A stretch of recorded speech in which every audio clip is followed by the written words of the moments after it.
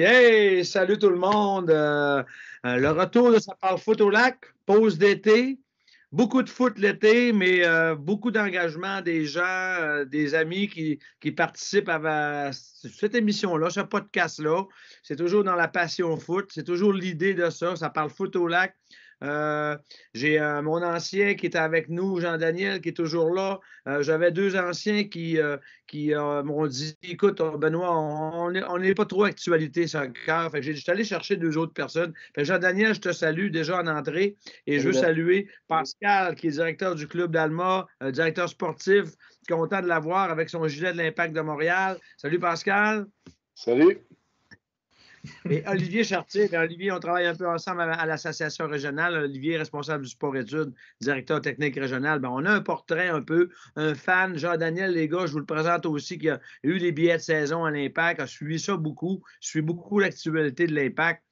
C'est dans ce sens-là qu'on est un beau petit groupe. Donc, un point de vue autre que montréalais. On sort de Montréal. On a différents sujets ce soir. On va parler un peu de la zone 132, la zone des Ultras. On va parler un peu de la saison du CF Montréal. Comment est-ce que les gars, on voit ça? Comment est-ce que vous percevez la saison du CF Montréal? Anciennement l'Impact, bien entendu. Et ensuite, un peu d'équipe canadienne masculine qui fait un beau parcours. Va-t-on se rendre jusqu'au Qatar en 2022? Donc, on fera un petit tour de table là-dessus. Et pour terminer, le dernier point un peu, on voit ce qui se passe avec la FIFA, là. La Coupe du monde aux 2 ans, vous autres, point de vue Lac-Saint-Jean, comment vous voyez ça? Fait que ça va être les sujets un petit peu avec des tours de table. Puis si vous voulez couper quelqu'un, les gars, levez la main. Fait que vous avez de quoi dire dans les différents sujets. Fait qu'on commence ça tout de suite avec le premier sujet. Donc, la zone Ultra 132. Oui, c'était la semaine passée. On a vu le match en fin de semaine. On a mis une bannière pour remplacer droit devant. On a vu un gars du Lac-Saint-Jean aussi, Alexis Goulet-Gagnon. C'est bien ça, Jean-Daniel? Oui. Alexis Goulet-Gagnon qui est le call, on l'appelle entre guillemets le calleux entre les matchs. Je le salue s'il écoute l'émission dans les prochains jours. Il est en bedaine en arrière du match avec son gilet de l'Impact, peu importe. Et on sait ce qui s'est passé. Il a fait une entrevue, une chronique pour un peu donner l'envers de la médaille un peu parce que comme on a pu voir ça, on a pu recevoir ça ici, c'était un peu négatif ce qui est arrivé avec la zone des Ultras, le brasse camarade qu'on a vu avec les fans de Toronto et puis tout ça. Maintenant, les gars, écoute, d'entrée de jeu, je vais y aller, Jean-Daniel, la personne qui était avec moi dans les émissions, ça parle foot au lac, la zone des Ultras, comment tu vois ça globalement, là, ta réflexion là-dessus, là? Ce qui est fou là-dedans, tout d'abord, salut les gars, salut les nouveaux, ça va être le fun de faire cette émission-là avec vous autres aujourd'hui, je suis bien content. Ce qui me marque le plus dans tout ça, c'est que je me souviens de la dernière émission qu'on a faite, on avait un sujet sur le rebrand du CF Montréal, puis j'ai l'impression qu'on fait cette émission-là le lendemain, puis que là, il y a eu des manifestations, je trouve ça incroyable, puis tu sais, c'est une catastrophe. Là. Ce rebrand-là est une catastrophe. Puis dans le fond, ben, on dirait que c'est vraiment une guerre d'ego. Tu sais, c'est une guerre d'ego entre un président qui vient de chez nous, tu sais, quand même, il faut pas l'oublier, qui veut prouver son point. Puis je suis bien découragé de ça, tu sais, j'ai eu mes billets de saison du temps où il y avait Rémi Garde qui était en arrière du banc, puis c'était la saison de la passe par en arrière. Pendant une saison de temps, on a passé le ballon par en arrière. Puis là, ben, la seule affaire qui nous tenait dans ce stade-là, c'était le COP, c'était la section 132 qui gardait une ambiance dans ces matchs-là. On n'avait pas du beau jeu, pas des belles passes vers l'avant, pas de chance de marquer, des matchs complets à presque dormir sur la scène. La seule raison pour qu'on restait dans le match, c'est que la 132 était là. On décide de fermer une section complète de façon pratiquement arbitraire. Je suis de plus en plus inquiet pour mon club. Je trouve que c'est vraiment difficile de voir ce qui se passe. Puis je me demande vraiment où ça va aller. Puis tu sais, toute la semaine, je me suis dit, ce qui est fou là-dedans, là, c'est que dans 3 ans, 4 ans, 5 ans, 7 ans, 8 ans, 9 ans, 10 ans, quand le club va être encore là, le COP va être encore là. Gilmore, je suis pas certain. Je suis pas certain qu'il va être encore là dans 4, 5, 6, 7, 8, 9, 10 ans. Puis là, ben, on dirait que plus ça avance, plus je me dis, ben, dans 4, 5, 6, 7, 8, 9, 10 ans, est-ce que le club va encore être là? Parce que là, tu sais, on s'en sort bien, là, tu sais, on est plein parce qu'on a 13 500 billets à vendre. On peut se permettre de barrer une section.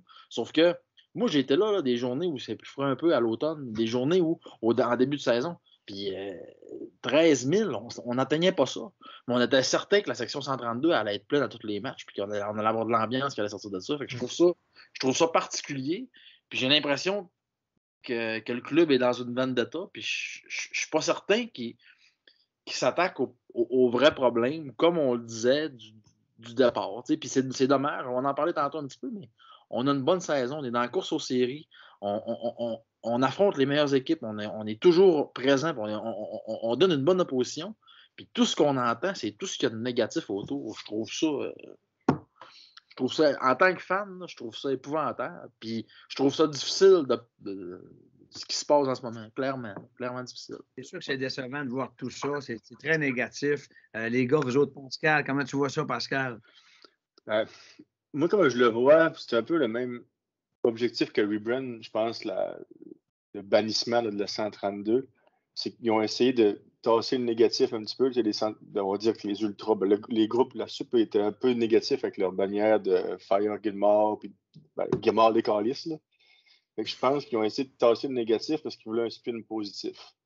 Par contre, je pense pas que ça soit une très bonne façon de gérer la situation. Je pense que tantôt, je disais une guerre d'ego, je pense que c'est un petit peu ça. D'un côté, l'administration du CF Montréal, ça se peut que je dise Impact souvent, parce que je ne suis pas encore habitué de dire CF Montréal, même après tout ce temps-là. Ils sont un petit peu nord-américains, ils essaient de gérer. Gilmore, c'est un gars de sport nord-américain, le hockey, il essaie de gérer un petit peu comme ça, il ne comprend pas le principe des supporters vraiment à l'européenne. Puis à l'opposé, tu as les Ultras qui sont pratiquement des supporters d'équipes européennes. Puis dans la culture ici, c'est difficile à comprendre, la culture des Ultras. Fait que ça fait un gros clash, je pense. Autant les Ultras ne veulent pas céder, puisque ça fait longtemps qu'ils sont là. Moi, ça fait très longtemps que je suis l'Impact, ben avant la MS, puis ben avant la NASL. Puis je pense que ça reste, c'était pareil avec DeSantis aussi. Ils ont été revendicateurs pas mal, à tort. Je ne suis pas dans leur culotte, fait que je ne peux pas savoir c'est quoi leur chose, mais je pense que ça fait un gros clash. Je pense que le CF Montréal s'y prend mal. Je pense que les Ultras s'y prennent mal dans les médias sociaux aussi, parce qu'ils ont de la misère à rejoindre la grosse marge du public. Je vois ça d'une façon positive pour l'équipe. Puis comme je disais, on a une des meilleures saisons. Moi, je trippe à mort. Là. Je regarde, il y a plein de jeunes qui jouent, on joue bien. Moi, une équipe de jeunes est développée, là, je ne peux pas demander mieux pour regarder des matchs. Fait que c'est un peu plate que tout ça vienne ternir quand ça devrait être au second plan.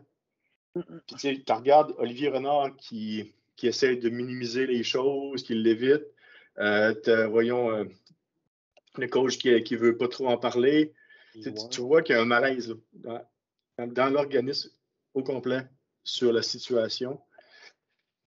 Je ne veux pas émettre de jugement non plus sur personne. Je ne connais pas tous les tenants et aboutissants. Je ne connais pas ce qui se dit dans leur réunion, mais je sais qu'il faudrait que ça se règle parce que c'est décevant pour l'équipe, c'est décevant pour la culture foot qu'on est en train de bâtir au Québec, c'est décevant pour notre sport. Ça, je suis quand même déçu. J'avais vu les 1642 là, quand ils avaient sorti dans les médias sociaux par rapport à des conflits avec le club. Ça s'est mieux terminé, je crois, mais les 1642 ne sont pas aussi revendicateurs, on va dire, ne sont pas aussi intenses que les Ultras. Puis ils ont peut-être mieux calculé leur façon de sortir un petit peu aussi, mais ce n'est pas le même genre de groupe de supporters. Fait que là, ça crée un autre clash en plus. Tu as les gens qui prennent pour le club, tu as les gens qui prennent pour les Ultras, puis tu as les gens qui disent « Ah, mais gars, les 1642 », puis là, les Ultras et les 1642 se chicanent. Ouais. C'est rendu un petit peu pathétique, là, je dirais, dans les médias sociaux. Olivier, toi, comment tu vois ça? Moi, je pense que le club, je pense que ça fait longtemps que le club voulait peut-être les tasser pour quelques matchs, on pourrait dire. Là. Je pense qu'il attendait juste l'événement, qu'il allait faire, genre qu'on a vraiment un argument pour le faire. Là. Comme qu'est-ce qu'on a entendu avec les partisans de Toronto. Ce qui est dommage, c'est que c'est peut-être une dizaine de personnes. 5 personnes, on ne sait pas. Fait que de ce qu'on entend à gauche et à droite, c'est que c'est pas tout le monde dans la section qui se sont battus avec les partisans de Toronto. Moi, je pense que, puis je ne sais pas, puis Pascal l'a dit, on n'est pas à l'interne et tout, mais il y a peut-être aussi un manque de leadership là-dedans de la part de l'organisation. On regarde à Columbus, ils ont voulu changer le nom. Les Ultras là-bas, ils ont été contre. Ils sont revenus à l'ancien nom. Puis ça s'est fait quand même très rapidement. Puis on parle du soccer à long terme à Montréal, même que Jérémy Filosa en a parlé cet été. La MLS ne doit pas aimer voir ça non plus. Là, je pense que Don Garber, il ne doit pas être content. Fait que honnêtement, puis Pascal il a soulevé un point. Depuis 2012 qu'ils sont à MLS, c'est l'équipe qui joue le mieux. Ça n'a aucun sens là, à quel point ils jouent bien comparativement aux autres saisons. Donc, moi, je pense qu'il faut que les Ultras reviennent parce qu'effectivement, comme partout dans le monde, dans un match de foot, tu as la section en arrière du but où ce que les Ultras ils mettent de l'ambiance dans le stade. Quand il y a 12 000 personnes, parce qu'il fait 3 degrés puis qu'il pleut, ils sont là pareil puis ils mettent de l'ambiance. Je pense que Jean-Daniel touche un bon point. Là, OK, on a le droit à 13 000, on est sold out. C'était sold out samedi, mais mettre 13 000, pas de pandémie, c'est affreux. C'est affreux, tu sais. Fait que, moi, je pense il faut qu'il y ait une rencontre. Peut-être qu'il y en a eu une, mais il faut qu'ils se parlent, l'organisation puis les Ultras. Là. Ça, c'est sûr et certain. J'ai hâte de voir le futur de ça. Avant d'embarquer dans le futur, Jean-Daniel, tu vas me rappeler, à un moment donné, tu étais allé voir un match à Toronto. Tu vas me rappeler ce moment-là. Tu as vécu un moment, dis-moi comment tu as fait ça. Tu as vécu un moment entre les Ultras et les 1642, les deux groupes. Tu m'en avais parlé, me semble. Oui, pas à Toronto. L'année que Drogba était ici, puis on a fait une longue run en série, avec ma conjointe, on s'était assis pour écouter le premier match, qui était la première tranche qui était à Montréal, puis on avait dit, si on a un bon résultat, en fin de semaine prochaine, on part à New York, puis on va y voir jouer à New York. Ma blonde, on avait dit, oui, ça me tente, on n'était jamais allé à New York ensemble, fait qu'on part, on se fait une belle fin de semaine. Le résultat est excellent la première journée, on gagne 1-0, on a un bon résultat, on dit, OK, parfait, on appelle à New York au stade, ils disent, ouais, vous allez être dans la section. Parce que moi, la culture foot européenne, je la connais pas tant que ça. Je suis habitué à aller voir mon impact assis dans mon coin, bien relax, correct, ça va fonctionner de même. Puis là, ben, il me dit, ben, on a une section réservée, vos billets sont à 20$ du billet parce qu'on sait que ça se remplira pas. On devait être 400 dans le stade.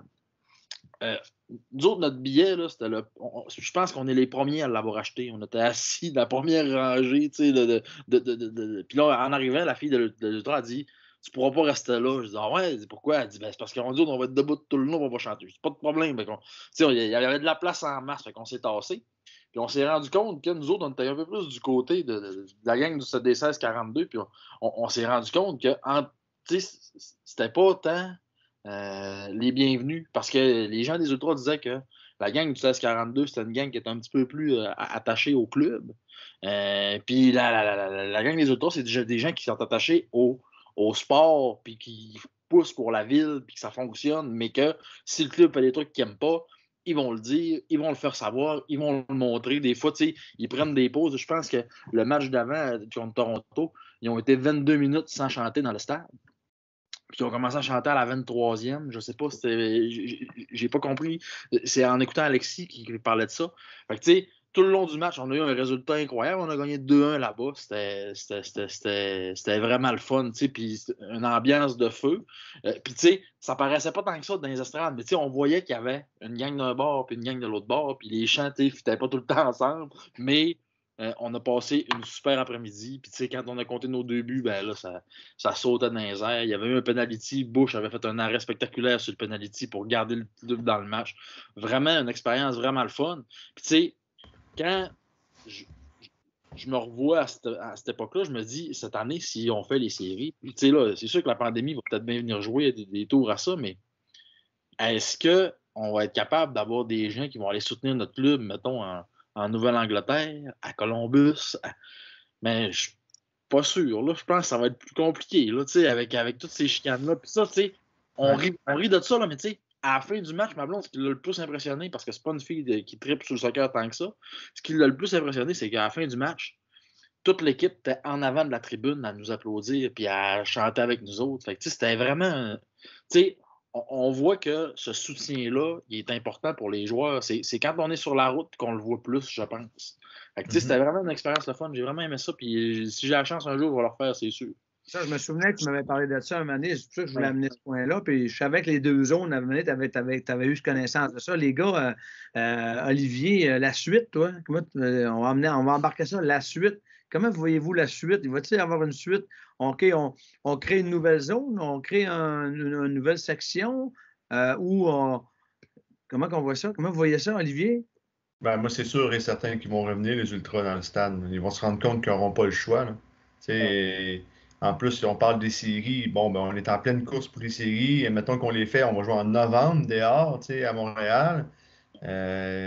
Honnêtement, il faut absolument qu'il y ait un terrain d'entente, qu'il y ait une discussion, qu'il y ait du leadership qui soit pris par l'organisation. Et Jean-Daniel l'a dit, les gars, quand ils finissent le match, les joueurs, ils vont vers les 16-42, mais ils vont également vers les Ultras. Ils applaudissent, puis tout ça. Honnêtement, puis l'histoire des fumigènes, etc., puis tout, il y en a partout dans tous les stades du monde. C'est pas nouveau, là. Fait que,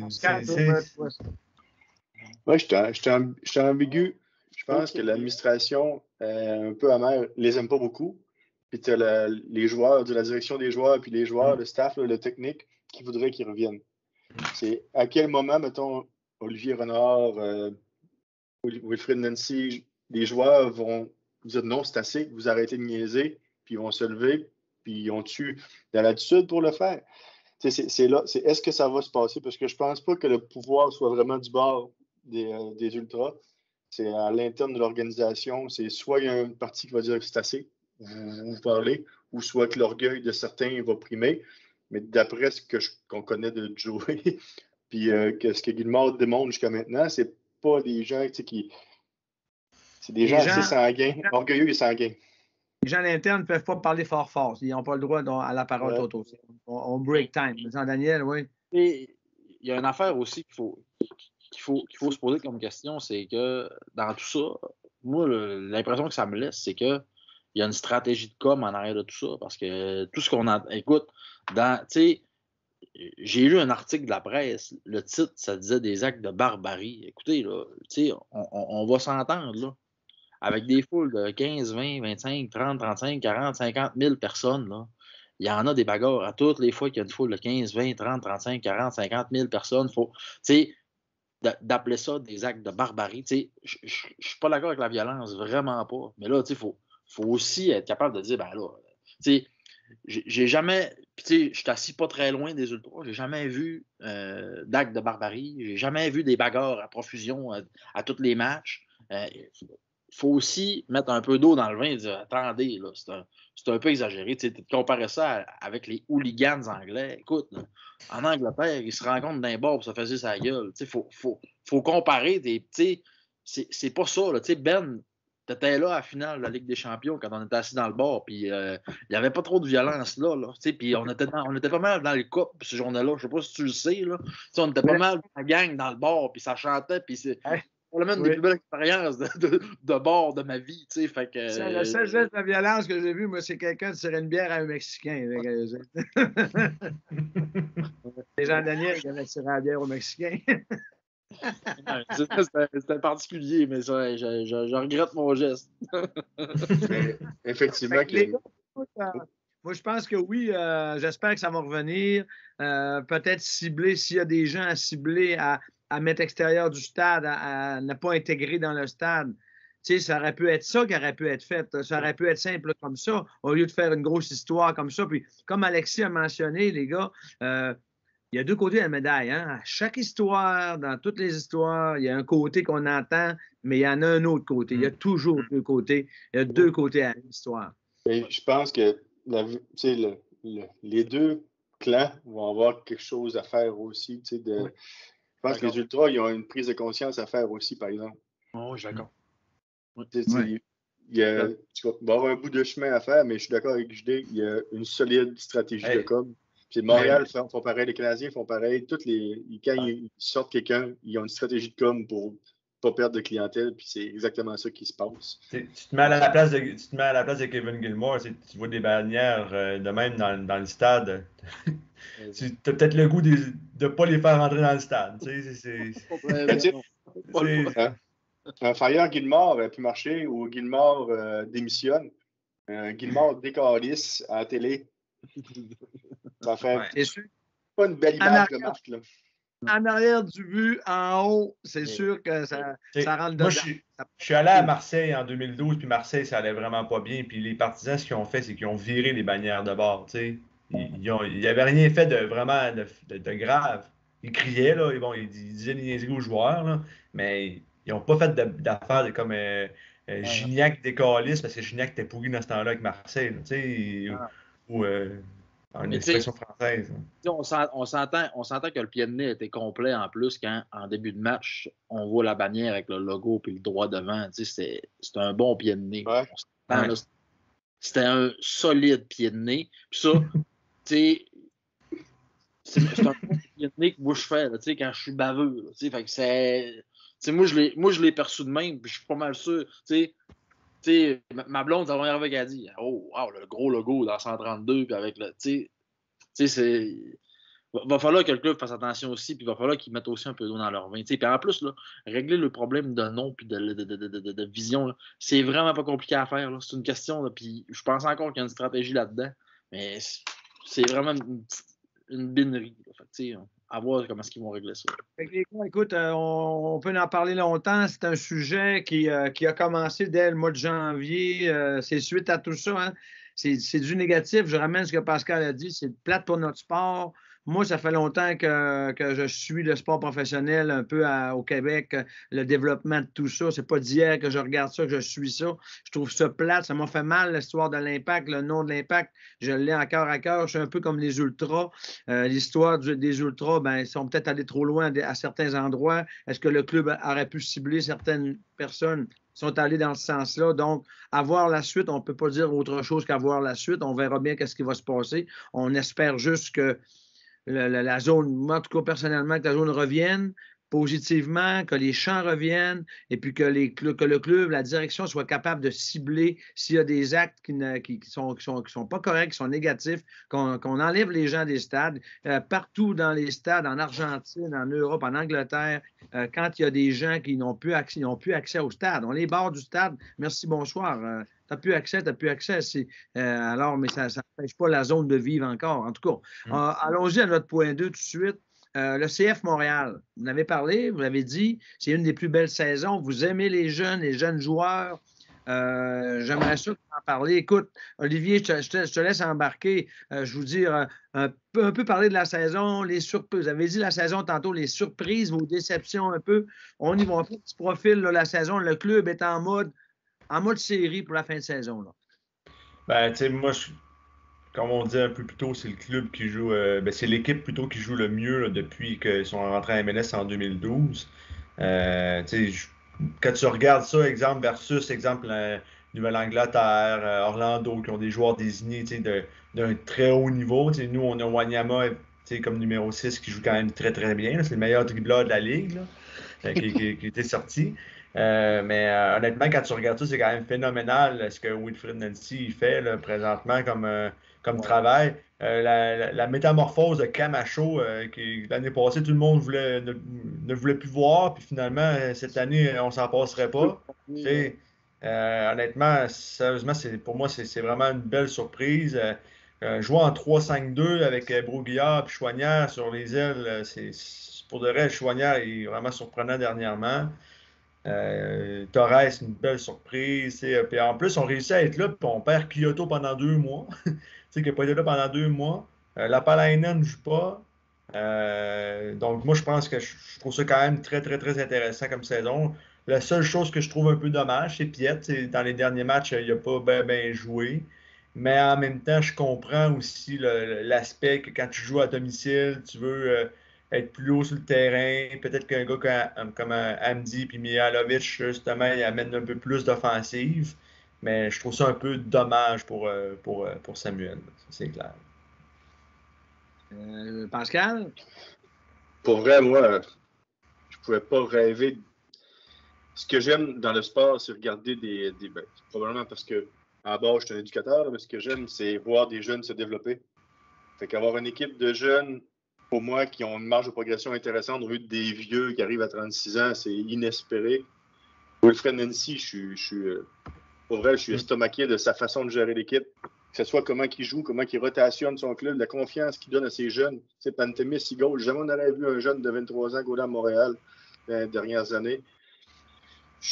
Pour vrai, la combinaison Wilfred Nancy, Olivier Renard, pour moi, même si Renard a fait des mauvais coups, pas juste des bons coups, là, il a une coupe comme Bjorn Johnson qu'on pourrait se passer facilement, mais c'est normal, on ne peut pas être parfait dans la vie. Comme amateur, là, je ne pouvais pas espérer mieux pour vrai. Là, je trippe à regarder les matchs, ils perdent, je m'en fous, ils s'annulent 0-0, je m'en fous. Ce que j'aime, c'est voir le jeu, l'ambition, on va jouer vers l'avant, on presse haut. On a de l'ambition de faire quelque chose. Les jeunes ne sont pas stressés. Ils ont du temps de jeu, ils rotationnent. On fait jouer des gars de l'Académie Chouanière, ils jouent la première année, puis il est même hors poste, mais il fait bien. On le préfère à des gars comme Kiza, même si Kiza a été recruté à l'international. Puis ça, j'adore ça, parce que c'est pas tous les directeurs sportifs qui n'auraient pas mis de pression sur leur entraîneur pour ne pas faire jouer le gars. J'adore la philosophie du technique à l'Impact. L'addition de ciment, ça a l'air à porter les fruits aussi. Pour vrai, tout le staff, j'ai rien à dire. Les joueurs, comment ils jouent. Moi, je suis au 7e ciel avec l'équipe actuellement sur le terrain. Pour vrai, je ne demande pas une équipe championne parce qu'il faut être réaliste. Là. On est un marché, on n'est pas un très, très grand marché de la MLS. Mais si tu me donnes une équipe avec des potentiels de développement des jeunes, des potentiels de revente, d'aller chercher d'autres jeunes, une couple de bons joueurs désignés. Pour moi, Wanyama, c'était un très grand joueur avant qu'il arrive ici. Fait que, je suis content. Il est moins flashy, mais c'est un genre de gars que j'aime voir jouer. J'aime la défense. Pour vrai, je suis comblé. J'ai pas grand-chose de négatif à dire sur ce qui se passe sur le terrain, pour vrai. Là. Bon, c'est le fun d'entendre. Jean-Daniel? Ben, en fait, c'est clair que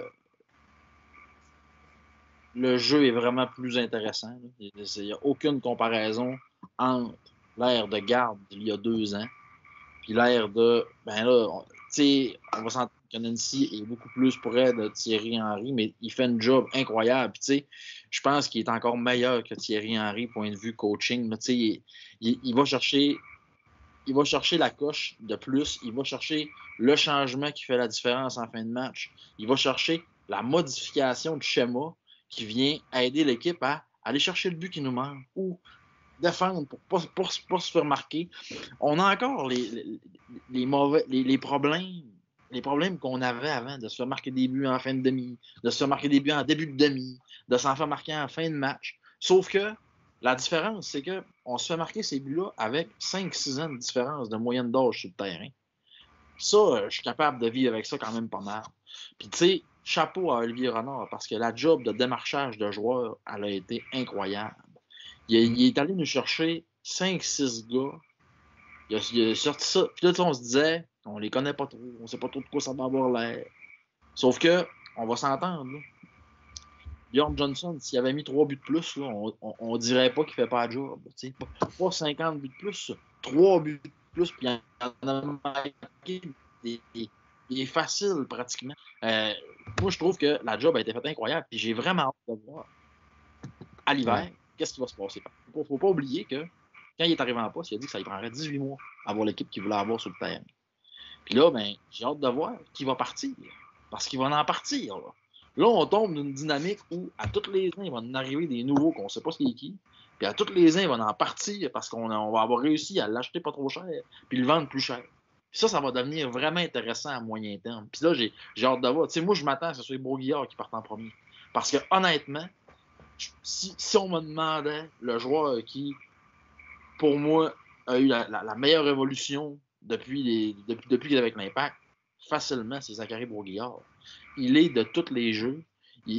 En ce moment, là, il joue à droite ou à gauche? À droite. À droite. À droite, puis souvent, on le retrouve à gauche, faire des appels de balle pour avoir la balle en profondeur en arrière des défenseurs. C'est vraiment le fun, la façon qu'on joue le jeu cette année comparativement à avant. Moi, je me souviens avec Rémi Garde, là, il y a des parties, là, on comptait sur le doigt de 2 mains les passes vers l'avant.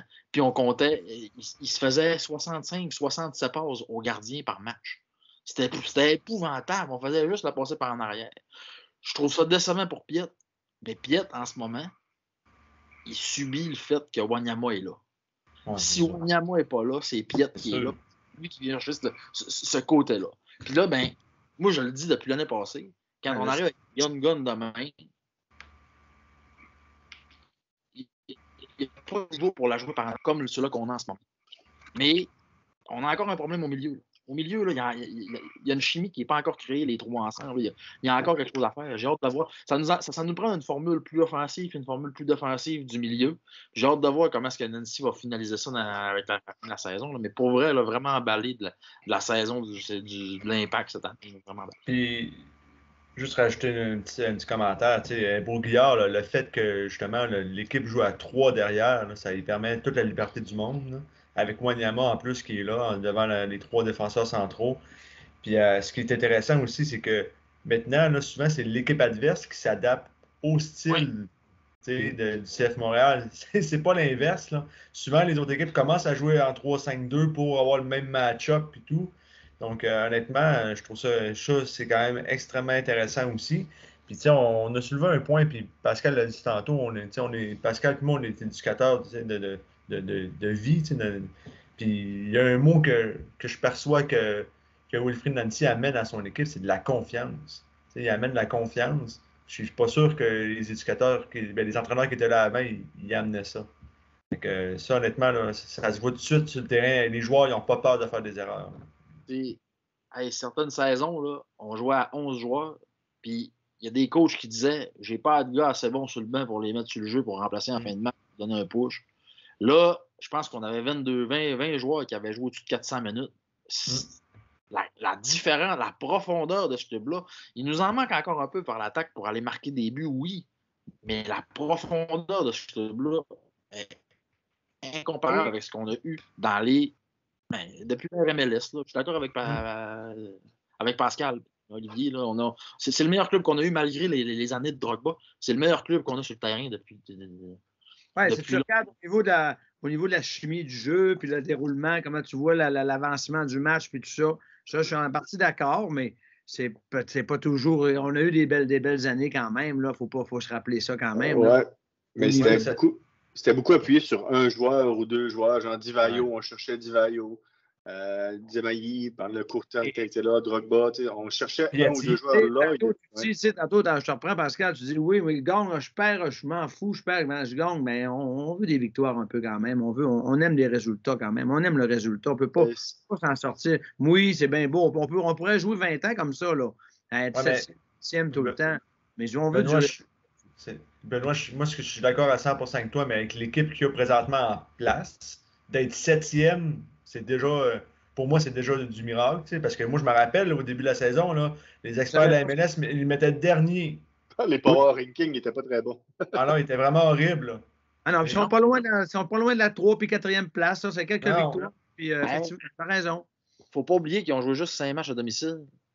Oui, c'est vrai. Tu sais, faut pas oublier ça. Puis, faut pas oublier non plus que les 4 dernières années, là, on avait une Nacho dépendance. Avant ça, c'était une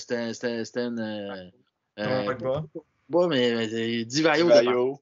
Ouais. Écoute, on dépendait d'un gars qui nous sortait un. Tu sais, Piatti, là, à un moment donné, on se faisait bouffer. Il y avait le ballon tout le temps. Contre-attaque, donne le ballon à Piatti, monte le ballon, la met dedans, on gagne 1-0. Écoute, là, moi, si tu me fais choisir, je veux avoir des buts, je veux que ça bouge, mais je veux que ça bouge plus que ce qu'on avait avant. J'avais raison. Vous avez raison, les gars. C'est vrai qu'au niveau de la chimie, au niveau de la circulation, au niveau de tout ça, les joueurs que vous avez mentionnés, par rapport au terrain, parce qu'on a parlé au début de l'émission, regarde, c'est d'autres choses, mais par rapport au terrain, effectivement, il y a une belle chimie d'équipe qui est là. Puis, il faut saluer Rémi Garde puis Olivier Renard dans leur travail. Mais, tu sais, je me rappelle, il y a un moment, ça fait vraiment longtemps qu'on avait une belle équipe, mais c'était pas dans le même niveau de ligue. C'est dans le temps, je crois qu'il y avait DeSantis, Biello. L'équipe était incroyable.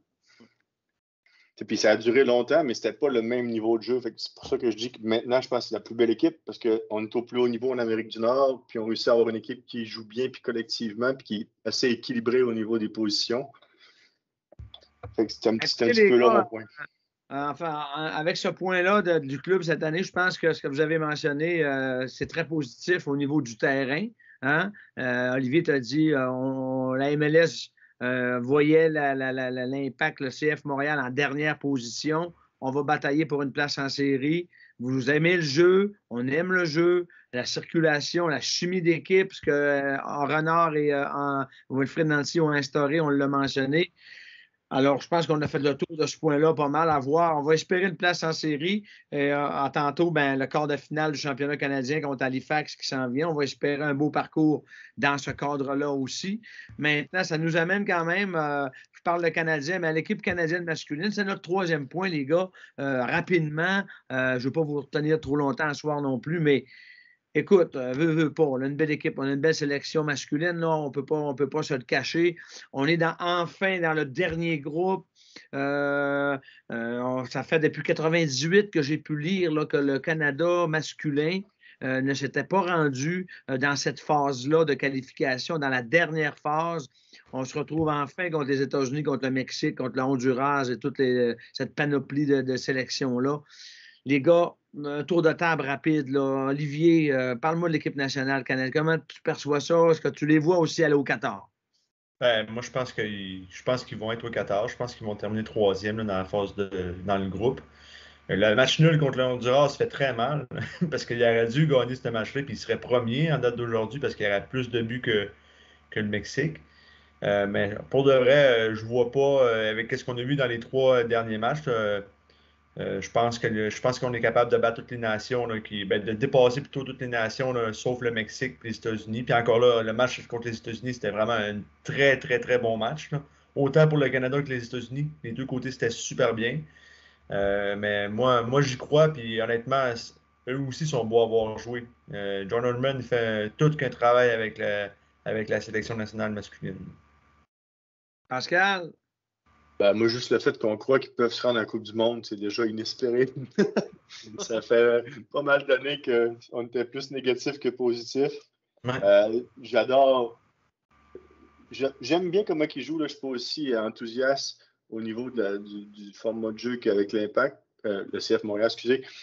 Mais c'est sûr que la préparation n'est pas la même avec une équipe nationale qu'une équipe de club. Par contre, la génération de joueurs qu'on a, c'est incroyable.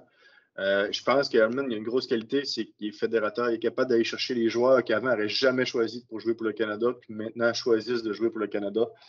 On a plein de jeunes qui jouent en Europe qui avant n'auraient jamais joué pour l'équipe nationale canadienne, puis maintenant le font. Je pense que le système de développement a amené aussi d'autres bons joueurs. Pour vrai, c'est la première fois que je suis aussi assidûment l'équipe canadienne de mémoire. C'est pratiquement rendu mon équipe nationale préférée. Laquelle? En fait, moi, je suis d'accord avec pratiquement tous les points des gars. La seule affaire, c'est que, on a un rouleau compresseur offensif comme équipe. La seule affaire, mon seul point négatif des matchs que j'ai vus en fin de semaine, c'est qu'il va falloir que Herdman trouve une façon de faire jouer ses meilleurs joueurs, même si c'est des joueurs offensifs. On a le meilleur latéral gauche du monde. Puis il joue pas latéral gauche. Ou en 3-5-2, il va falloir qu'il ajuste ses systèmes de jeu. Puis il l'a fait avec les États-Unis. La première demi était difficile parce qu'on les a concédé le ballon. Après ça, il a dit OK, on va pousser un peu plus. Puis on les a déstabilisés. On a pris un but. Je trouvais que le but était malchanceux un peu. On n'a pas été chanceux sur ce but-là. Mais il va falloir qu'il trouve une façon de faire jouer ses meilleurs joueurs. Il va falloir que les meilleurs joueurs soient sur le jeu en même temps. Puis ça, j'ai hâte de voir. Son 11, là, mettons, là, de la première journée au 14, j'ai hâte de voir ça va être quoi. Puis j'espère qu'il va être capable de nous mettre les meilleurs joueurs. T'sais. J'espère qu'il ne dira pas ouais, je vais choisir lui au lieu de lui, puis l'autre va être sur le banc. Il va en avoir sur le banc, c'est sûr, mais il faut que nos meilleurs joueurs soient sur le jeu. Puis c'est un peu le doute que j'ai. Là. Mais je m'attends à ce qu'il soit au 14 aussi parce que j'ai bien aimé les 3 matchs. J'ai bien aimé les 3 matchs. Sauf lui de Honduras, c'est un peu décevant, là, mais j'ai bien aimé les 3 matchs. Vous allez me dire, quand on est arrivé Buchanan, là, hein, le jeune Buchanan qui a été le jeune joueur de la Gold Cup, là, on a vu la différence. Hein. Buchanan avec David, on l'a vu au troisième match contre les Américains. Je pense que Buchanan a embarqué. C'est là qu'on est allé chercher les qualités. Ce joueur-là va faire aide à faire la différence. Oui, dans un 11 partant. Je suis d'accord avec toi, Jean-Daniel, là-dessus. Le 11 partant d'une équipe nationale, normalement, tu en as un, tu joues un peu avec les blessés puis tout ça. Tu gères en fonction de qui est disponible, qui est blessé.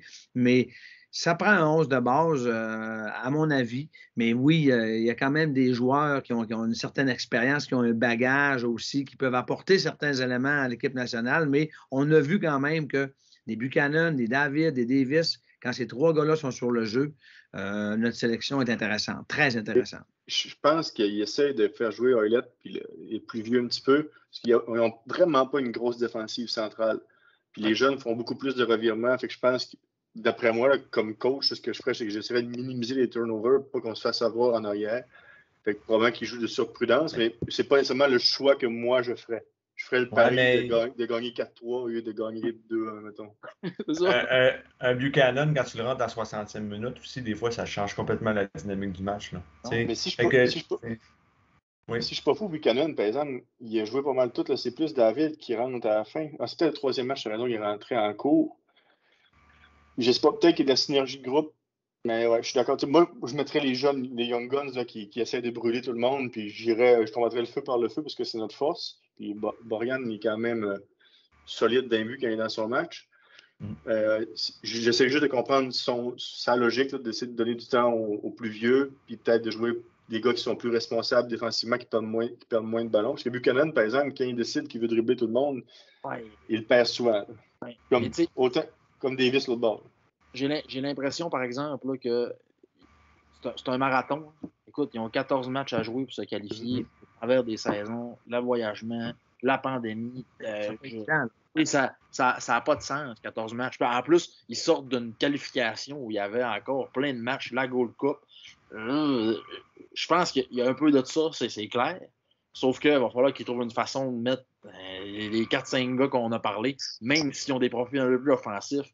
Écoutez, je pense que c'est ça notre force. C'est ça, Jean-Daniel, tu sais, je veux dire, on parle de la sélection canadienne, mais c'est ça pour toutes les sélections présentement. Là, le COVID a amené tout ça. Les calendriers sont full chargés. C'est pas juste le Canada, hein, c'est partout en Europe, en Amérique du Sud, c'est partout.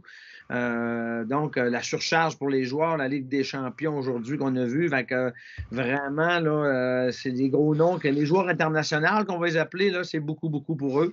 Oui. Mais en tout cas, ça nous amène quand même, oui, Olivier? Ben, t'as le championnat canadien qui commence la semaine prochaine. Tu regardes l'horaire du CF Montréal pour le mois de septembre, c'est quand même assez fou.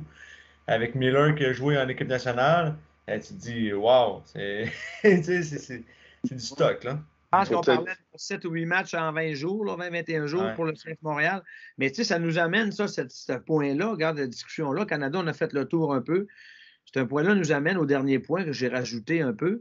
Beaucoup de matchs. Puis là, la FIFA qui nous arrive, bang, on veut s'enligner pour une coupe aux 2 ans, Coupe du monde aux 2 ans, alors qu'on sait tout qu'est-ce que ça apporte, la coupe aux 4 ans, tout ça, avec les coupes continentales. Est-ce que c'est dans le but d'enlever l'Euro, la Gold Cup, la Copa América, la CAN en Afrique, tu sais, toutes ces coupes-là? Tu n'as pas le choix d'enlever ça si tu t'en vas avec ça. Comment voyez-vous ça? Pascal, comment tu vois ça? Comment vous voyez ça, l'histoire de ce monde-là aux 2 ans? Ça, c'est le foot business. C'est un petit peu ce que les ultras chialent avec le rebranding. Ça devient des enjeux financiers au lieu du détriment du sport. Ça ne fait aucun sens de refaire jouer plus les gens, les joueurs. Là, ils parlent de faire la Ligue des champions plus souvent, la Coupe du monde plus souvent, il y a l'Euro. Les joueurs, ils vont jouer 92 matchs par année. Il va y avoir des blessures. Ça n'a juste aucun sens. C'est comme tantôt, on disait, il joue moins peut-être que l'équipe canadienne, c'est des commandes d'équipe. Ça n'a pas de bon sens. Le gars, il ne peut pas jouer 32 matchs en 2 mois. C'est ridicule. C'est que là, dans le fond, les joueurs deviennent du bétail. Nous, on est des consommateurs, puis tout ce qu'ils pensent, c'est faire du cash. Puis la FIFA, en ce moment, sont super. Puis tu sais, l'UEFA n'est pas mieux quand ils sont essayés avec puis la Super League qui ont essayé de faire aussi. Fait que, c'est rendu que c'est l'argent qui mène le sport, puis c'est pas une bonne chose. Ça, je rejoins les puristes qui disent ça n'a juste pas de bon sens. Il y a même une ligue en Italie qui est contre. Je ne me souviens plus du nom, mais c'est contrairement au contraire, l'argent n'a comme pas trop de rapport. Ils ont créé comme une ligue qui est à l'envers du foot business. Là. C'est eux autres, ils sont contre ça, c'est des puristes à 100%. Puis je suis pas mal dans leur bout. Les gars, Jean-Daniel? Ben, tu sais, puis moi, je rejoins Pascal entièrement. Là, beaucoup trop de matchs. Puis, tu sais, ça va aller à l'avantage de qui? Ça va encore aller à l'avantage des grosses nations. Tu sais, tantôt, tu disais, toutes les nations sont dans le même panier. Ouais, sauf qu'au Brésil, en Argentine, en Angleterre, en Italie, leur bassin de joueurs qui peuvent prendre le poste de latéral gauche une fois de temps en temps, puis donner du congé à ton meilleur. Oui, c'est sûr. Il y a à peu près 10-12 gars là, qui peuvent prendre la place quasiment à toutes les positions. Tu sais, j'exagère un peu. Nous autres, au Canada, ben, je pense pas qu'on peut aller le 10-12e. Il va trouver sa journée longue. Là, non, mais on s'entend, tu sais. Fait que, tu sais, je pense que ça va aller à l'avantage des gros pays encore. Puis, tu sais, moi, déjà, là, de prendre la Coupe du Monde puis d'élargir un peu le nombre de pays qui y participent, ça, je trouve que c'est une bonne chose là, pour que ça soit encore plus global. Mais là, de pousser ça à l'extrême puis de rajouter ça aux 2 ans, là, on dirait que je débarque un peu. Là, puis c'est pas parce que j'aime les compétitions de la CONCACAF, là, pas du tout. Là, les compétitions de la CONCACAF, c'est pour moi, là, ça sert à rien. On devrait être mixé avec l'Amérique du Sud. Pour moi, ça c'est clair. Mais non, une Coupe du Monde aux 2 ans, je trouve que c'est un peu exagéré. Olivier? Je suis d'accord à 100%. Puis, ce qui est plaisant avec la Copa América, la Gold Cup, la CAN en Afrique, c'est des événements qui ont lieu, exemple, sur un continent. Puis que tu peux avoir des pays qui reçoivent des matchs et tout. Versus, exemple, la Coupe du Monde au Qatar, où OK, tout le monde s'en va au Qatar. T'sais. Là, avec la formule qu'on a actuellement, avec l'euro également aussi, évidemment, là, moi, je pense que c'est une formule qu'on doit garder. Puis tout simplement aussi pour les voyagements des joueurs, on en a parlé. Décalage horaire et tout, en bout de ligne, ça rentre dans le corps. Là. Ça fait mal. À un moment donné, ça va aussi se chevaucher par rapport à des matchs de ligue, c'est sûr. Là. C'est sûr et certain. L'année dernière, il y avait la pandémie, mais moi, je me rappelle très bien que Wanyama n'était pas là en série contre la Nouvelle-Angleterre. Est-ce que ça peut arriver? Nous, en plus, en MLS, on n'a pas un championnat qui est vraiment pareil aux autres pays ou du monde, ou plutôt aux autres continents. Là. Si ça arrive, ce concept-là, ben, il va falloir absolument que la MLS se joue selon les saisons en Europe. Oui, la MLS n'arrête pas ses matchs. Hein. Vous avez vu pendant les qualifications, les matchs ont joué. Il y a eu des matchs quand même. Oui, mais tu sais, c'est ça. Je ne sais pas comment le calendrier est organisé, là, mais CF Montréal, on s'en tire toujours quand même assez bien. Mais c'est vrai que Wanyama en Nouvelle-Angleterre, ça a fait mal l'année passée. Vraiment. Je pense que la pause internationale qu'il y a eu dernièrement en septembre, on a vu que le CF Montréal, probablement, ils ont fait une demande de prendre une pause à ce moment-là. Mais j'ai vu des matchs de la MLS quand même. Peut-être que les équipes n'ont peut-être pas d'international tant que ça non plus dans leurs équipes, mais je ne sais pas. Je sais qu'il y avait aussi le championnat argentin qui semblait jouer. Mais sinon, partout sur la planète, ça semblait être arrêté. Mais il ne faut pas oublier, à Montréal, il y en a au moins 6 qui jouent en équipe nationale, avec le Canada ou avec d'autres pays. 6, c'est quand même énorme. Là. Je ne suis pas certain que toutes les équipes de la MLS ont ce nombre de joueurs-là. On a 2 Canadiens, on a un Finlandais, on a des Slovènes, Struna. Quelques-uns, en tout cas. Écoutez, les gars, sans vous retenir, j'ai bien aimé la discussion qu'on a eue ce soir sur le CF, sur les Ultras, le Qatar, le Canada, et puis le dernier point sur la Coupe du Monde. Si ça vous tente, en tout cas, on peut remettre ça en suivant l'actualité. On prend un moment, 1 heure de temps en temps, comme je faisais avant avec les anciens. Jean-Daniel est encore là. Donc, Pascal, Olivier, ça vous tente de nous joindre encore. On se reparle, on se tient au courant. Puis, on va espérer le retour de la zone ultra. On va espérer une place du CF Montréal en série. On va espérer un beau parcours en championnat canadien. Puis au mois d'octobre, bien, l'équipe nationale va reprendre avec 3 matchs, dont un contre le Mexique au départ. Ça va être très intéressant de voir ces 3 matchs-là aussi, même si ça fait des calendriers surchargés. Donc, les gars, je vous remercie beaucoup. Puis on va reprendre ça très bientôt. Merci, Benoît. Merci. Salut les gars, bonne soirée. Salut les gars, bonne soirée. Salut, bonne soirée à tous.